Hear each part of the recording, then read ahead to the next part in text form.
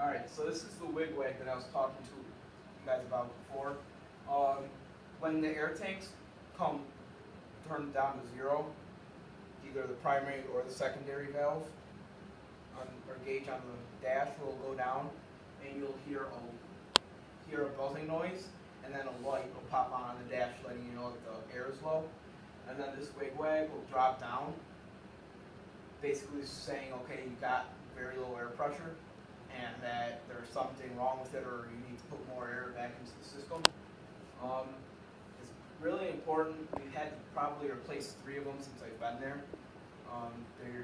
They malfunction, and it's pretty important to the bus drivers so that they know that everything's okay when they get on the bus, that if they see that go down, they gotta let us know right away. So basically this is just to show that when the air pressure gets low, that'll drop down and pretty much say you're running out of air, and stuff on the bus are going to start to decline in efficiency.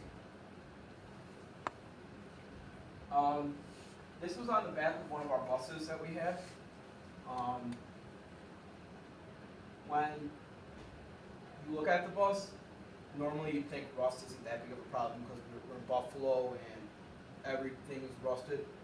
With buses and being a transportation vehicle for kids, something even minor as what's up here, that gets to be a concern, especially even with the tape, caution tape on there.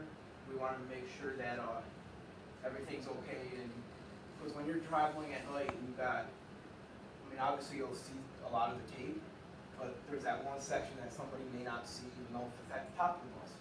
Regulations is just that redo it so that the kids are safer in a way. DOT is really strict about that.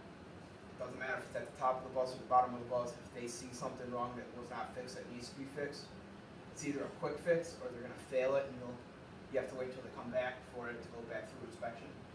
So pretty serious matter.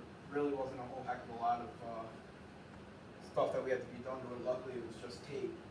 So we just put more caution tape on there or reflective tape on there and really just fix it. So, all right. So for the future, in the next 6 years, I hope to be going to ECC South.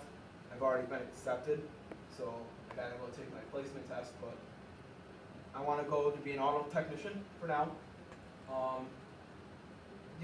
It's normally a 2-year program, so hopefully in the next 2 years I'll graduate being an auto tech.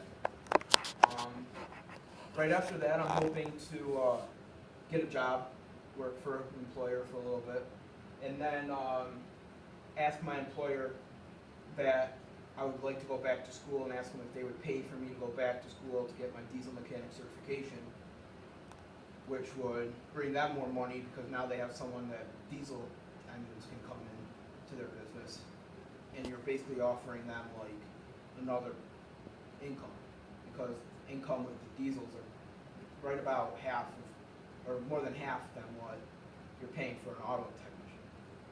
So that's what I hope to do in the future, is in the next 6 years. And the years following that,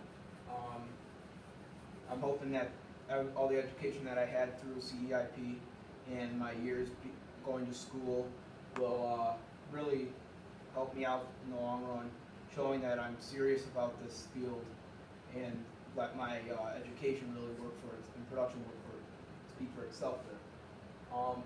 I think would be a great employee and a co-worker. Those are what I strive to do, because working with people is probably one of the hardest things to do. And the interaction, I mean, I just hope I can get better, be a better employee and co-worker, to where there's not a lot of friction in the workplace and more stuff will get done easier. Hard work and dedication. Obviously, I already put in a lot of work, and I take pride in that. And I look for ways to improve upon my hard work. Dedication.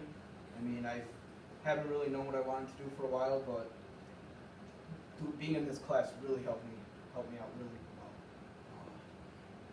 Figured out that's what I wanted to do, and ever since then I'm dedicated to the job.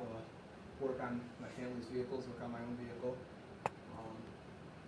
And to be responsible for your mistakes as you're going through and working is probably one of the best things that you can do, because an employer isn't looking for somebody that screws up and then tries to blame somebody else or something for doing the mistake. They're looking for someone who's going to be honest with them and listen and tell them, listen, I made a mistake and I've learned from it, and I'll try to make sure it doesn't happen again.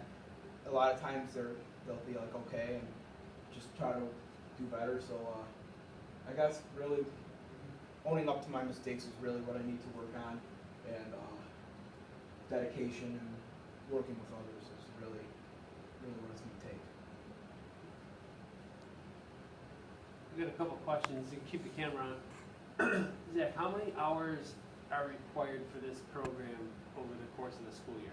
It's about 100, 128. 108. 108. Yep. 108.